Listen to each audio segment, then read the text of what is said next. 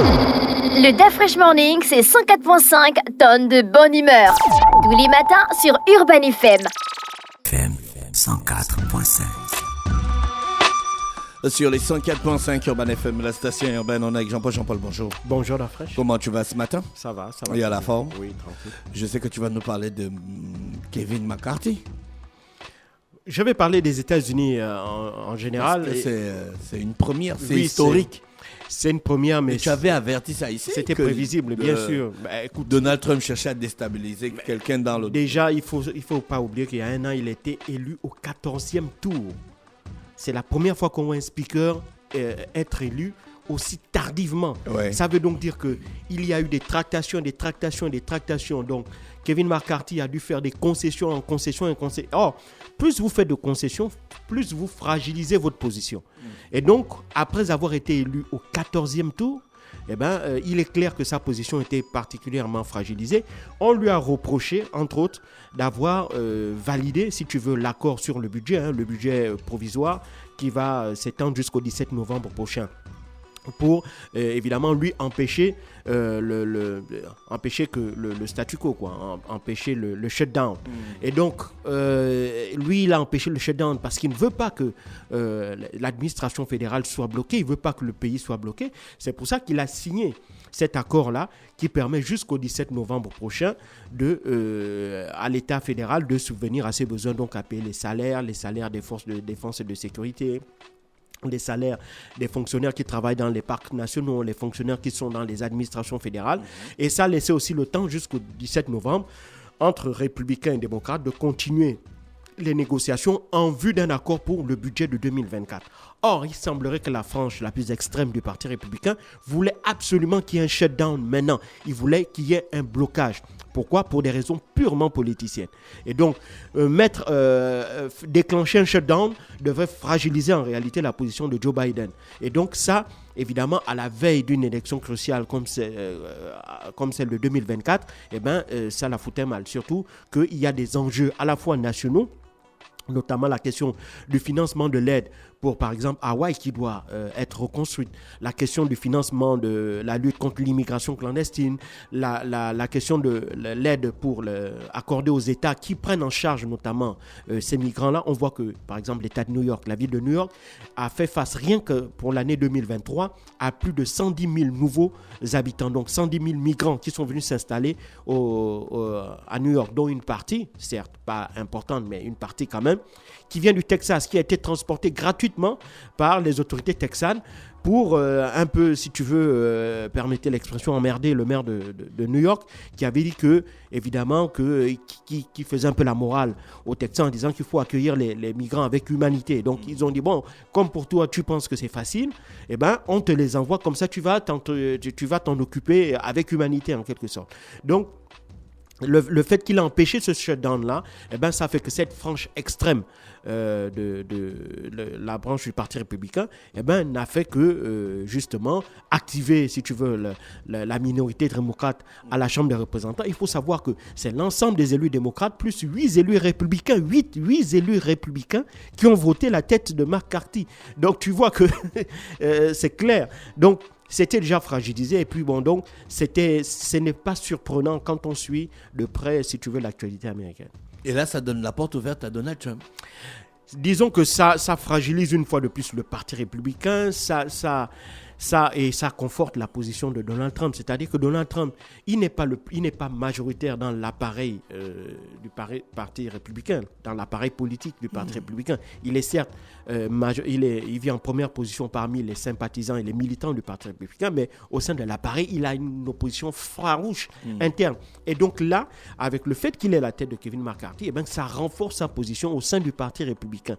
Et ça va lui donner les coups de franche pour fragiliser encore un peu plus les autres candidats dont la primaire républicaine a déjà commencé. La semaine dernière, il y avait le premier passage à la télévision. Ça s'est fait sans Donald Trump. Il avait déjà annoncé qu'il n'allait pas participer. Il est, du fait qu'il est candidat pour l'élection présidentielle, ça fait de facto qu'il est un peu, de manière indirecte, il est dans cette primaire-là, mais il ne participe pas parce qu'il sait que, évidemment, il est tellement en position de force.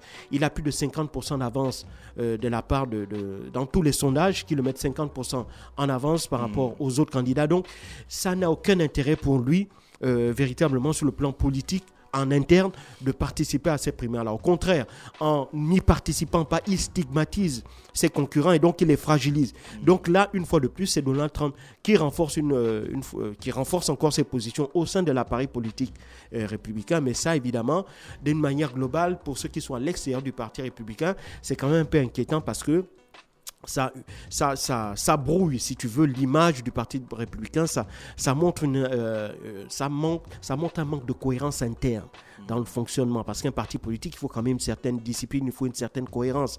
Et là, évidemment, quand on voit que les extrêmes arrivent en quelque sorte à venir déstabiliser l'appareil en lui-même du parti, ça c'est quand même assez inquiétant. Et du coup, le budget pour aider l'Ukraine ne sera pas voté? Non, le budget qui a été voté, le budget temporaire qui a été voté jusqu'en le 17 novembre, eh ben lui, il n'y a aucune aide accordée à l'Ukraine. Mais évidemment, dans le budget dont disposait Joe Biden, il avait quand même un petit fonds de tiroir, si on peut parler ainsi. Et donc, dans ce fonds de tiroir-là, il va quand même enlever 350 millions de dollars qu'il va envoyer à l'Ukraine. Mais c'est évidemment très très peu, parce que 350 millions de dollars, ça ne peut même pas couvrir les besoins de l'Ukraine jusqu'en décembre prochain. Donc l'Ukraine a besoin d'argent, l'Ukraine a plus que jamais besoin du soutien des Occidentaux et du soutien des Américains. Mais le fait que les Américains, qui sont les principaux pourvoyeurs de l'aide en Ukraine, s'ils ne payent pas, évidemment, ça va être difficile pour les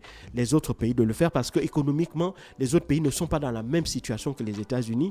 Même si le Canada a annoncé, lorsque Volodymyr Zelensky est allé là-bas après Washington, Justin Trudeau a annoncé 650 millions de dollars d'aide de la part du Canada. Ça aussi, c'est bien, c'est bon pour l'Ukraine parce qu'elle en a besoin, elle va prendre, mais évidemment, ça ne couvre que des besoins à très court terme.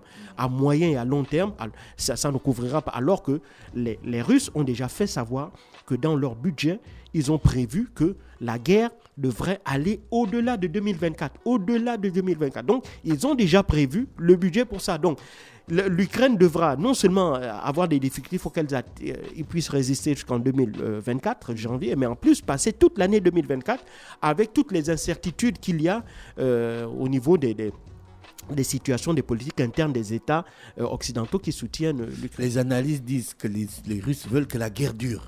Mais c'est ça, évidemment, ça on le savait depuis que la guerre devrait durer. Mais il n'y a que de cette manière-là que les Russes pourront l'emporter. Pourquoi ? Parce que le régime russe, il est solidement installé et il est installé pour le long terme.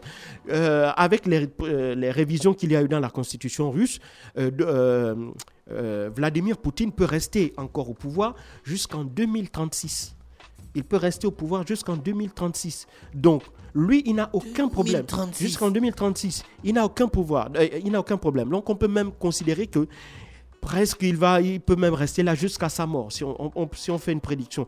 Et donc, avec ça, ça veut donc dire que c'est son appareil, c'est son système politique qui sera là. Donc, ce sont les intérêts qu'il défend qui seront défendus. Et donc, de ce point de vue-là, il y a une stabilité politique à long terme que n'ont pas les États-Unis, que n'ont pas les Européens. Et donc, c'est ce qui fait que les Européens sont obligés de prendre des décisions à court terme parce qu'évidemment, leur avenir politique, ils le voient à court terme à cause des alternances, à cause des changements à la tête des États. Et quand il y a des changements à la tête des États, c'est de nouvelles visions, c'est de nouveaux intérêts. Et donc, tout ça fait que pour les Ukrainiens, ils sentent que le vent risque de tourner. C'est la raison pour laquelle ils essayent de prendre les devants en organisant ce forum-là sur l'armement pour inciter les entreprises européennes de l'armement à venir s'installer en Ukraine pour fabriquer les armes là sur place. Mais même si ces entreprises-là viennent sur place s'installer, il faut qu'il y ait un certain nombre de garanties. Pour le moment, l'Ukraine n'a comme garantie que des prêts-bail, c'est-à-dire qu'en échange de l'argent qu'on prête, elle va rembourser, soit en donnant des terres, soit en donnant des ressources minières dans le territoire regorge. Mais évidemment, même tout ça, à terme, ça va être extrêmement limité. Donc ça ne pourra pas être une garantie à long terme. Et encore, faille-t-il que Volodymyr Zelensky soit au pouvoir pour une longue période, ce qui n'est absolument pas probable. Et donc, tout ça fait qu'aujourd'hui, l'Ukraine voit un peu le ciel se griser en quelque sorte, même si le soutien occidental il est encore là. Joe Biden est encore au pouvoir, il le sera jusqu'en novembre, au moins jusqu'en novembre 2024. Mais évidemment, il faut bien comprendre que son pouvoir est de plus en plus fragilisé parce qu'il se livre une guerre farouche avec Joe Biden, et c'est justement ce dont je vais parler rapidement. C'est-à-dire qu'il y a là une guerre interposée entre Joe Biden et Donald Trump via l'appareil judiciaire américain. Pour la première fois dans l'histoire des États-Unis, on voit comment deux candidats à l'élection américaine se font la guerre en utilisant la justice, en instrumentalisant la justice. Et ils le font comment ? Ils le font pour Donald Trump en s'attaquant, en lui livrant une guerre judiciaire, que ce soit au pénal ou au civil. On l'a vu dernièrement, lundi, il était au tribunal de New York parce qu'au civil, Laetitia James, la procureure d'État de New York, l'accusait d'avoir surestimé ses actifs immobiliers pour payer moins d'impôts, donc d'organiser une espèce de fraude fiscale. Et le mardi, donc hier, c'est le fils de Joe Biden, Hunter Biden, qui comparaissait devant un tribunal de l'État du Delaware, donc à Wilmington, pour une possession illégale d'armes à feu. Alors, pour les républicains, il s'agit, en fait, il faut bien voir que Hunter Biden, donc le second fils de Joe Biden, constitue en réalité, d'un point de vue politique, son talon d'Achille, parce que les républicains ont du mal à s'attaquer à, si tu veux, la politique de Joe Biden. Non pas que c'est une bonne politique, non, elle a ses limites, mais si tu veux, d'un point de vue macroéconomique, Joe Biden peut, sur le plan économique, se targuer de certaines réussites parce qu'il parvient à vendre les hydrocarbures américains en plus grande quantité. Les États-Unis sont de gros exportateurs de gaz aujourd'hui, grâce à Joe Biden, grâce à son plan sur les investissements, notamment dans les énergies renouvelables.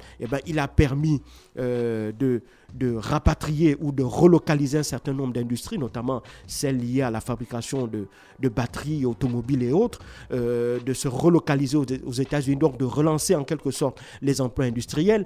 Il a lancé un certain nombre de chantiers, notamment concernant la production de terres rares, l'exploitation de terres rares aux États-Unis, parce qu'il faut savoir que plus de 90% du marché des terres rares est géré par la Chine et entre les mains de la Chine. Et donc ça, évidemment, ça pose énormément de problèmes. Et puis, il y a le problème des puces électroniques. Il faut savoir que 90% des puces électroniques étaient fabriquées à Taïwan et en Corée du Sud. Et donc, les Américains ont aussi décidé de relocaliser la fabrication de ces puces-là sur le territoire américain. Donc, il y a, de ce point de vue-là, de bons résultats, enfin des résultats dont, évidemment, Joe Biden peut se targuer. Mais pour le reste, il est quasiment inattaquable sur le plan personnel. Sur le plan personnel, il est inattaquable. Il a un foyer, il noue une relation très solide avec sa femme. Ce n'est pas quelqu'un qui est connu pour avoir des addictions, l'alcool, la drogue ou les femmes, quelque chose comme ça. Donc, d'un point de vue personnel, il est inattaquable. Par contre, c'est son fils, Hunter Biden, qui pose véritablement problème. Parce qu'il faut comprendre que depuis 2015, à la suite de la mort du fils aîné de Joe Biden, Beau Biden, qui est décédé de la suite d'un cancer du cerveau, Hunter Biden est un peu rentré dans un espèce de cycle infernal de drogue et de consommation de cocaïne et de prostituées. Et ensuite, sur le plan financier, il a occupé des postes d'administrateur dans des entreprises en Chine et en Ukraine. Et là, évidemment, l'entreprise en Ukraine qui s'appelle Burisma, c'est cette entreprise-là qui pose beaucoup de problèmes parce que les républicains accusent Hunter Biden d'avoir pu occuper ces postes-là du fait d'être le fils de Joe Biden, parce qu'à l'époque, entre 2015 et 2021, à l'époque, quand il intègre ce poste-là en 2015, Joe Biden est le vice-président de Barack Obama. Donc, c'est uniquement par rapport au patronyme qu'il a pu occuper ces postes-là. Et donc, c'est même l'une des raisons pour lesquelles il y a une procédure d'impeachment qui a été lancée par les républicains. On sait très bien que cette procédure-là ne va pas aboutir, mais derrière, quel est l'objectif ? Le même objectif que les démocrates ont vis-à-vis de Donald Trump, en lui assénant toutes ces attaques-là, tous ces procès, c'est quoi ? c'est d'abord faire mal au portefeuille, parce que plus vous avez des procès, plus vous devez engager d'avocats, plus vous devez payer d'honoraires. Et donc, financièrement, ça coûte de l'argent, ça coûte du temps, ça coûte de l'énergie. Et la deuxième chose, ça nuit à l'image, parce qu'il faut montrer que vous n'êtes pas aussi blanc que vous le prétendez et que derrière vous, vous traînez un certain nombre de casseroles. L'objectif est de nuire au maximum à l'image du candidat jusqu'à aux élections présidentielles, en espérant que ça va inciter les électeurs à ne pas voter en sa faveur. Et des deux côtés, c'est exactement la même chose. Les Républicains font une attaque frontale judiciaire envers Hunter Biden, parce qu'ils savent qu'en attaquant Hunter Biden, indirectement, ils attaquent Joe Biden. Joe Biden qui est obligé d'abord de jouer aussi sur une certaine valeur, à savoir que bon, lui n'a rien à se reprocher, mais c'est un père aimant, et c'est son fils unique. Donc, il doit le défendre. Jusqu'à présent, c'est la posture que Joe Biden adopte, celle de défendre coûte que coûte son fils et de le soutenir.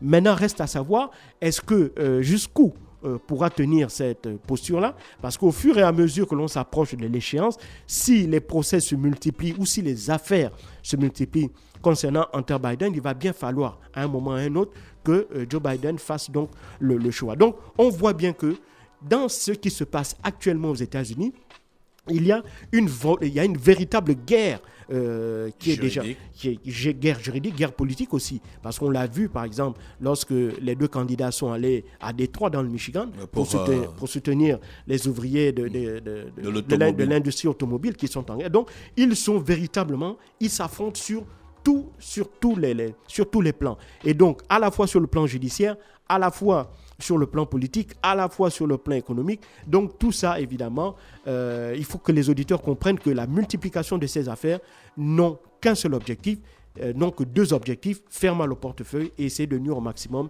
à l'image du candidat.